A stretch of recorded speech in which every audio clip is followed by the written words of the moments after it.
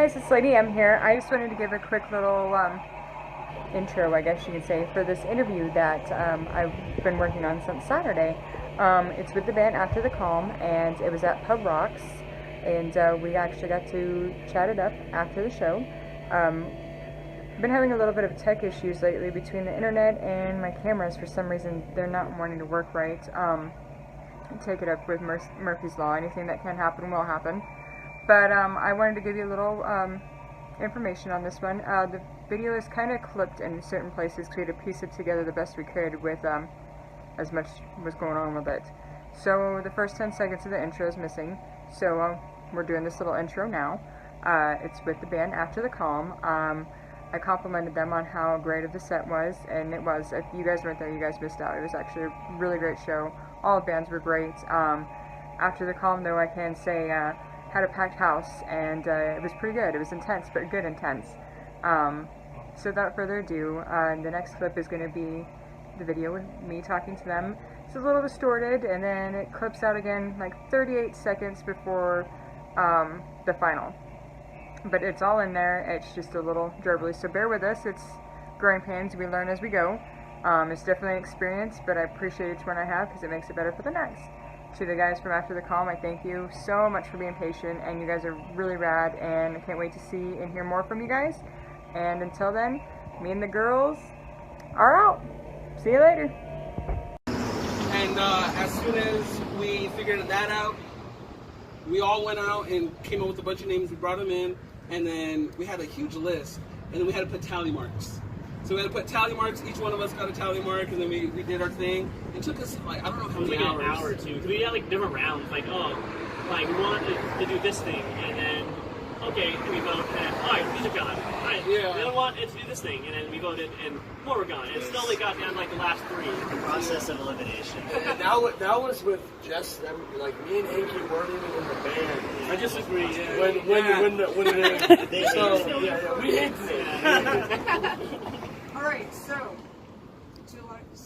lot of our viewers, so may not have heard of you yet. Okay. Give us a little bio about you guys. Bio. Well, to Logan, we started in Glendale. To me, we started in Phoenix. Okay.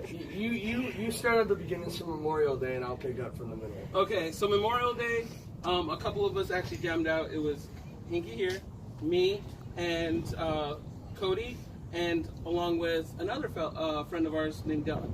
So we all jammed out, and it kind of just started from there, knowing that we kind of wanted to do something. Then these guys went ahead and actually did something. It was John and Cody and Dylan did stuff, and then I was like, they need a bassist.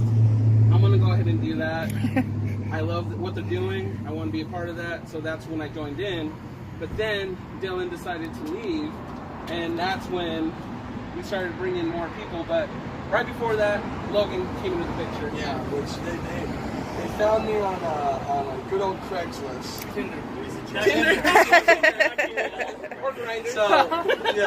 So they found me on Craigslist, and I came and met with the guys, and we jammed for a bit, and I knew I had to be in the band.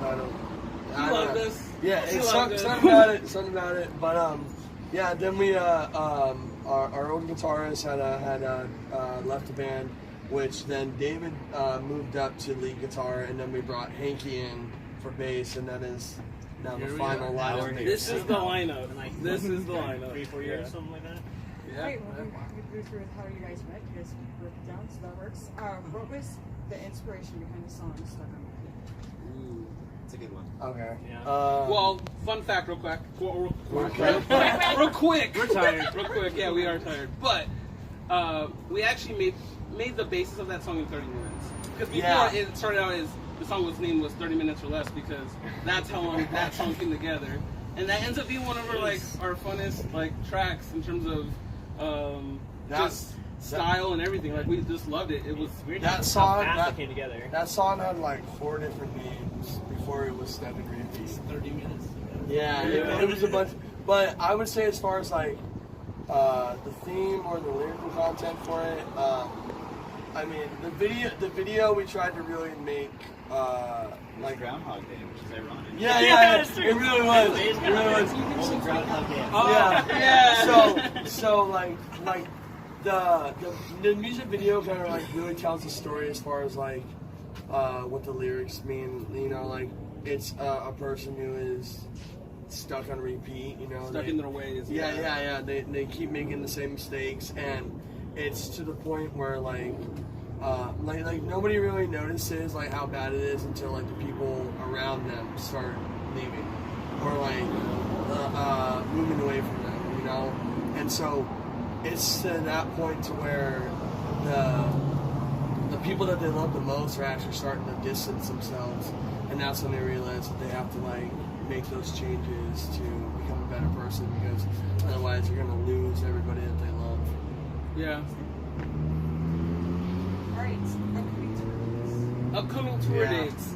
So, On that note, we've never been on tour. We've done one-off shows. We've Yeah. never booked a tour local ourselves. shows, what's next? What's next after tonight? We have okay. Well, Where can we see well, what's funny about that? So, our next show is actually 119, yeah, it's April 19th. April 19th. And that's Breaking right. news, breaking news. Yeah, Breaking Oh, news. yeah. Let's just say that is leading into a very big announcement that we want to share with everybody. Yeah. But right now we're still solidifying some stuff. All we can say right now is April. Be ready for some big news. Yeah. Probably announce it sometime in February, like very soon. Yeah. Well, yeah, announce it. Yeah. Yeah. Alright, live show so far. What's the best one you've done so far? Ooh. That it was your moment, you were just excited, or got a little misty-eyed when you went up on stage? Marquee What's for the me. best Let's go down. Marquee. Why?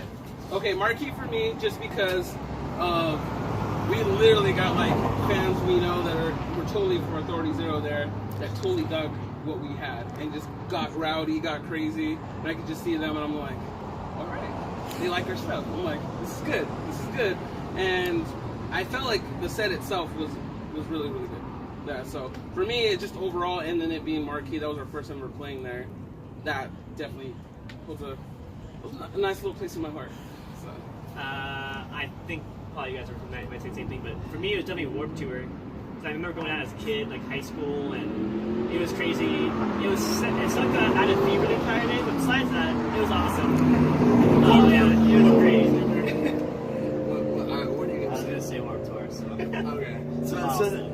So then throw into I'll say probably our EP release, Oh, that's a good one actually. which was at Joe's Grotto. That was what? 16? Yeah, Was it it was really? 2016. October It was on my 15th? birthday, so it was Oh October my God. 15th. Yeah. So Yeah. it was October 15th, 20. It was 3 years ago. Is there a take back? Like 2.5.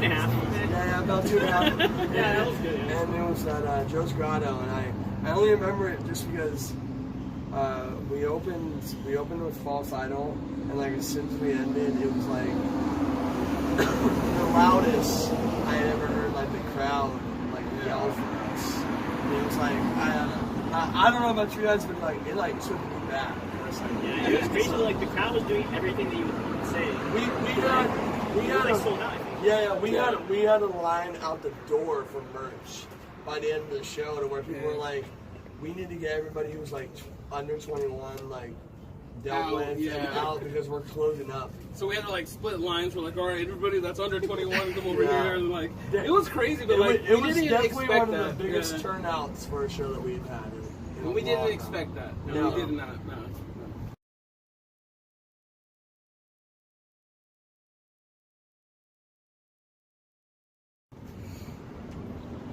Alright.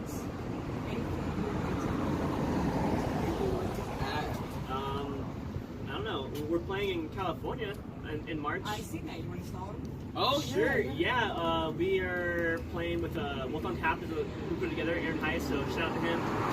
We're playing with the headliner is Jason DeVore from Authority Zero, so he'll be doing the acoustic set, so that'll be awesome. I don't remember the other two bands,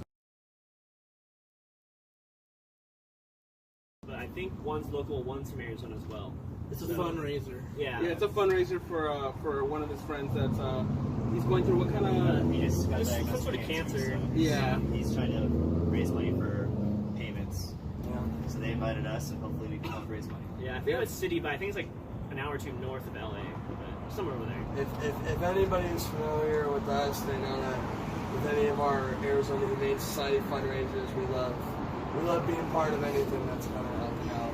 Yeah. With something. So any chance that we can get, we'll try to get on something. That actually reminds me, I remember reading about Oh, the thank you. fundraisers for Yeah. what brought that on?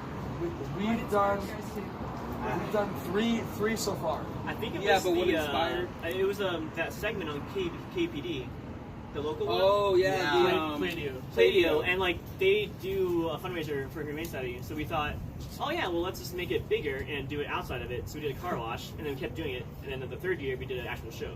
Yeah. Yeah. So that's what started it. And They kinda- it We was were their own thing. we didn't know how to get involved. First of all, that was the biggest thing. Yeah. It was like yeah. we knew we wanted to get involved with doing fundraising and stuff like that, but we just didn't know who the right people to talk to. And as Cody started developing relationships with the Arizona Humane Society, like it just started taking off. And Lori from there, just embraced us. Was like, Yeah. whatever you guys need, we'll help you guys out to They're make sure. amazing. They're amazing people down there. The second year that we worked with them. They let us come in and do like a walkthrough, and they're just so kind, and what they're doing down there is like really good. Yeah. We suck at washing cars. Yeah. We suck at washing cars. It's not to what we do best. It's just how to play music.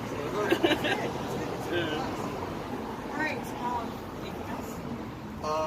Thank you for watching. Yeah, thank you guys. to all the fans. Love. Make sure to like or subscribe, or I'm not sure where you guys Are put you this, guys but on all social media platforms? Yes, Everything. Twitter, Everything. Instagram, Facebook.